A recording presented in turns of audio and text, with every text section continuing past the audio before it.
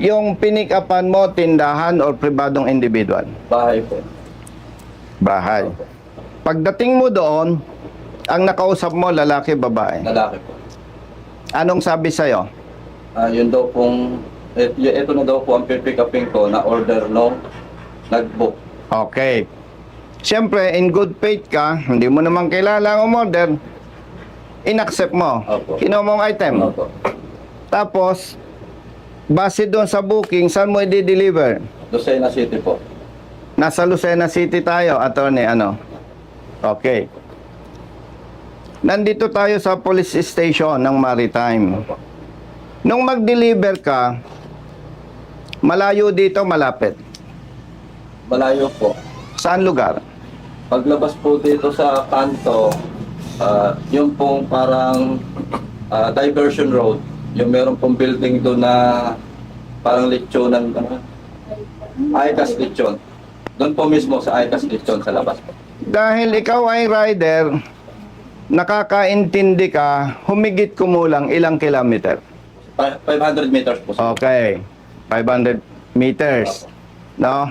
Parang kalahating kilometro. Okay. Pagdating mo, sino ang nakaharap mo? Yung pong umorder, yung pong bayad, yung pong bumili. Sino? Si Sir Igiya po. Nung kaharap mo na siya, anong naging pag-uusap ninyo? Bali, tumawag po sa akin yung inorderan niya. Kaya wala daw pong Gcash si Sir. Baka pwede daw po ako na lang ang mag-Gcash. Sige po, pwede naman po ako mag-Gcash. Pero sabihin niyo po sa kanya, tawagan niyo po siya para maibigay po sa akin. Ngayon po, nung nagkausap kaming gano'n, binaba ko na po yung telepono, yung cellphone ko po. Naantay ko po na tawagan siya. Pagdating doon sa destination, automatically, siya ang nakaharap mo. Opo. Brother, paano mo nalaman na may deliver siyang ibon? Sige. Sir, ang kontak ko nun sir, yung kontak ko na nagangalang Boss LJ. Siya bali sir, yung nagbibigay sa akin ng info kung nasaan na sir, yung item sir. Oh. In other words, alpha mo yon. No sir, hindi ko. Yun sir ay... May communication ka sa kanya. Meron, Siyempre, yes sir, kung ako nagbibigay sa'yo ng info, yes sir, meron. may communication na. Meron na namin sir. Opa. So, ibig sabihin, may umorder ng item, nag-booking, sa salitang Tagalog, ang malas niya, attorney, siya ang nakatanggap ng booking. Okay? Tapos, nung i-deliver niya yung item, ikaw na ang sumalubong. Tama? O, si attorney? Tapos, ang nagsampa ng kaso, sino? Ikaw na rin. Anong participation mo, kapatid? Arresting officer. Ikaw ang arresting officer. So, ikaw ang umaresto. Oh, very clear. Attorney, ikinulong nyo. Siyempre, kinulong nyo. Hindi nyo pinalaya eh. Technically, kinulong nyo na rin yan.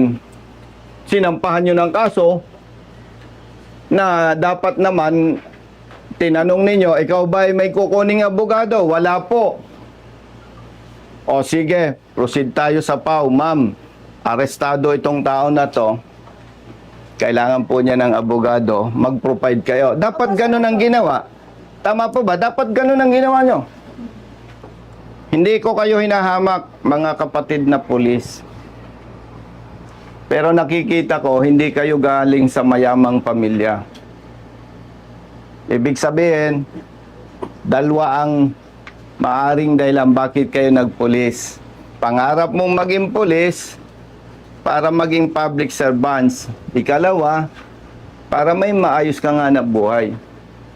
Pambira naman. Maawa naman kayo sa katulad ng mga ito. Oh.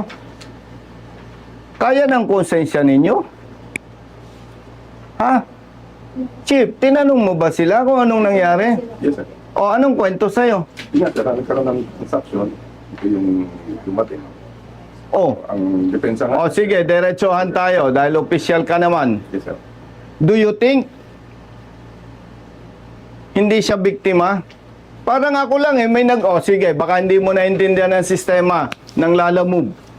Nakatambay ako dito. May nag-book. Uy, layo naman. Pero okay na rin. Kikita ako Actually po, booking ko 3. Isang San Juan, Batangas, isang Lucena, tapos nung papunta na po ako dito, ang daan ko po kasi is Patagaytay, pumasok po yung booking na Silang to Lucena. So ikukunin na natin to, total pa Lucena tayo. Tama. Di, para hindi waksaya, kinuha ko po yung Silang to Lucena. Di ba sa system ng Lalamove, Opo, may booking yan? opo, Pinadala mo sa office yung kopya, no? Opo. Yung screenshot. opo, pinipicture po yan. And at the same time, Lalamove can provide official document Opo, or certification. Oh. Chief, may responsibility ka. Yes, sir. Kailangan alagaan mo ang tao mo. Yes, sir. Sir, bali, kaya nga sir, in-course namin yung kaso para ma-investigate po maigi, sir. Kasi Ay, nako. ang depensa niya na siya ay Lalamove. Yan, oh. May ebidensya siya. Ibig sabihin, kung naglalala mo, brother, yung kapatid mo, baka yung pang nagtsamban eh. Seven lang po. Kaya ko lang po siya kinuha ng Juan kasi naging triple booking po ako. Ang San Juan ko po is 327. Tapos ang isang Lucena ko po is 500 plus. Ginawa na ni customer na 600. May 900 plus na po ako. Ngayon, pag papunta po ako dito, pumasok po yung booking na Silang to Lucena. Sabi ko, kunin na natin to. Kasi para pambawi ng gasolina pa. Alam mo, Tony, malas lang nito eh. Siya ang naka-receive ng booking. Ganon kasimple yun. Imagine, ang galing mo. Eksakto. Kung ako yung pulis, may asset ako, order ka, pa-deliver mo dito. O, huli ka. Balik ka dito, labag sa batas yan. Sasampahan ka namin ng kaso. Imagine. Ha? Kaya ng dibdib nyo? Pambira. Grabe kayo. Kaya ng dibdib nyo yan? Pamilyadong tao. Ako, hindi ako judgmental, pero very clear. Set up yan. Pambira. Huh. Grabe kayo. Buti nakakatulog pa kayo. May pamilya ka? Meron, sir. Ilang anak mo? Isa, sir. Ikaw? Di may accomplishment kayo? Oh. May accomplishment kayo? May re-report kayo? May arrested person kayo? Wow! Ang galing! Tapos nito, imagine, 6 ang anak. Kaya ng dibdib nyo. Alam nyo, yung mahihirap na tao, isang araw lang walang hanap buhay, gutom ang buong pamilya. Imagine, ang bigat, ang grabe ang dibdib nyo Alam nyo, brothers, yung masamang gawa sa kapwa, may balik yan. Maniwala kayo sa akin. Ako, dati akong pulis Hindi ako kaaway ng pulis. Kaaway ako ng tiwaling pulis na hindi tama ang ginagawa. Imagine.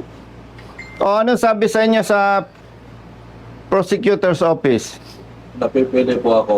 Ang una po is, kung lalaban daw po ako is, mga 1 week, 1 month daw po o mahigit pa ang magiging proseso, pero ililipat daw po ako sa kulungan.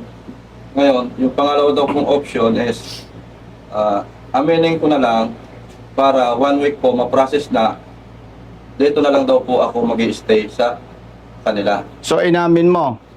Inamin mo para po mapabilis talaga ang proseso. See? Kasi may maliit akong bata na 5 years old. See?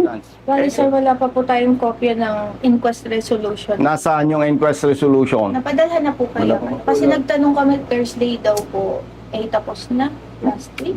Wala pa sir, kasi ang sabi sir, hinihingan siya ng indigency para magawa yung resolution para mapababa po yung pensa. Kaso nga lang po, nung dumating na yung ano niya, indigency, fake na po. Holiday na Tapos po. pati. nag-holiday po ng Friday, sir. Maniwala kayo sa akin. Maniwala kayo sa akin. Hindi po pwede ang kay General Torre. Maniwala kayo sa akin. Ang gusto niyan trabaho, yung tunay na trabaho, hindi ganyan.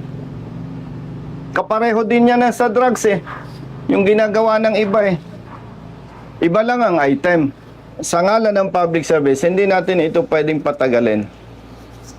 Sa katulad nila na walang pinag-aralan, mahirap lamang na tao, isang kahig, isang tuka, stressful masyado yan. Dahil wala kayong maipakitang resolution, hepe, with your personnel and arrested person and his family, punta tayo sa prosecutor's office.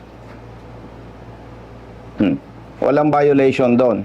Tama ba, Atty.? Wala naman. Good morning. May kasama ako ha. By the way, Chief, public service ha? Wala namang usapang personal no? As usual, naka-video tayo. Kasama ko yung mga kaibigan natin, Pau Lawyers. Yes, sige. Kasama ko yung IAS, Police. Oo. Kasi, Chief, tumawag sa akin yung pamilya nitong rider. More than ilang days na? 1 week na po. 1 week na. Kami na attorney ng PAO lawyers galing sa station. So far, wala silang maipresent na resolution.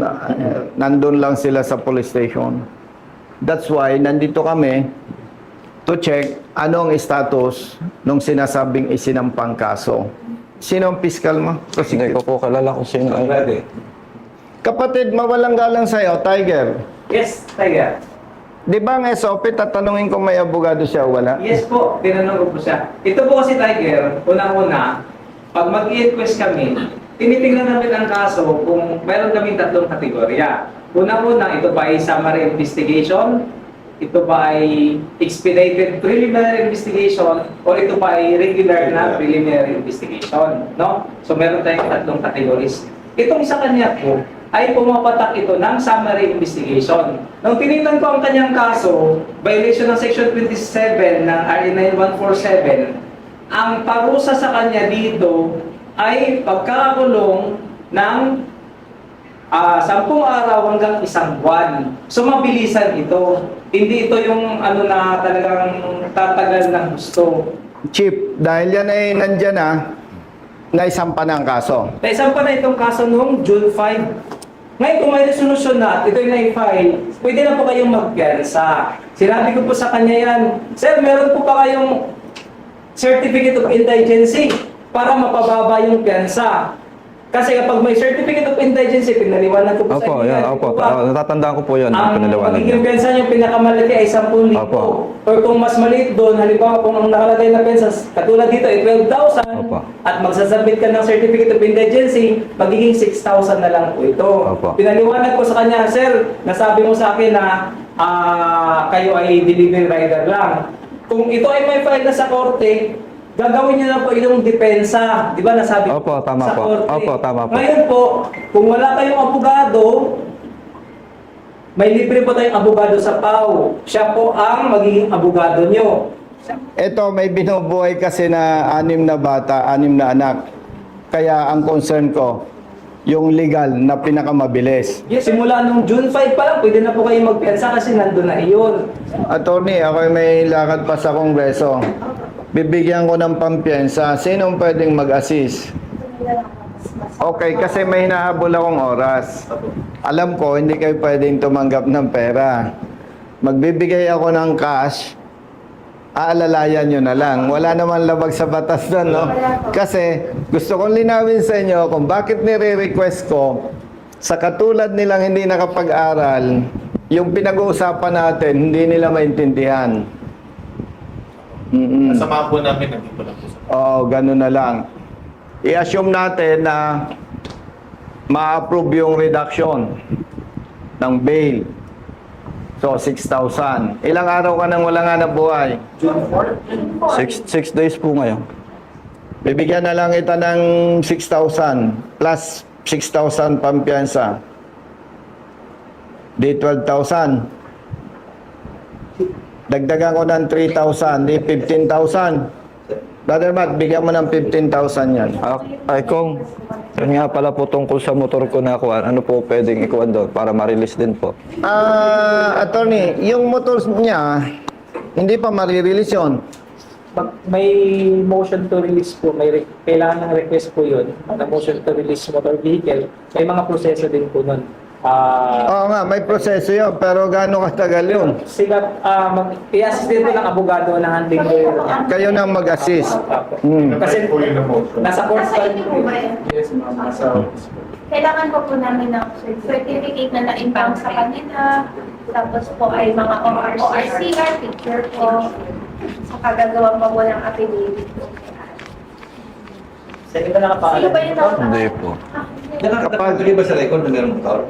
Kapag 12,000 yung bail, halimbawa, hindi na-approve, Opo. sabihan mo ako sa office. Sige po. O, Mrs. Sawak mo. Maraming Senator na yung mag-assist sa inyo. And, Iyas, ang gusto ko mag-cooperate kayo. Hindi ko kayo inoobliga. Ang hinihiling ko sa inyo, mag-cooperate kayo. Magbigay kayo ng statement sa Iyas Opo. para maimbestigahan. Opo. At kung may makita sila na mali na trabaho ng pulis, Opo. mabigyan ng administrative sanction. Opo, Kong. Okay? Opo, Kong. Umaasa tayo na sa tulong ng mga PAW lawyers, ma-release agad yung motorsiklo. Opo. Kasi yung po pang hanap buhay ko. Okay? Kong. Kapag hindi pa ma-release yung motorsiklo nyo, pinaka-the best, umuwi na muna kayo. Tawagan lang tayo. Pwede rin akong makipag-coordinate kay attorney Opo. para hindi sayang yung oras nyo. Alam ko, nakaka-stress yung nag-i-stay kayo sa police station. Sobra po. Dahil masakit sa inyo yung dinanas ninyo. Stressful masyado yon. Malinaw sa'yo. Opo. Ngayon, habang wala kang motorsiklo, di wala kang hanap buhay.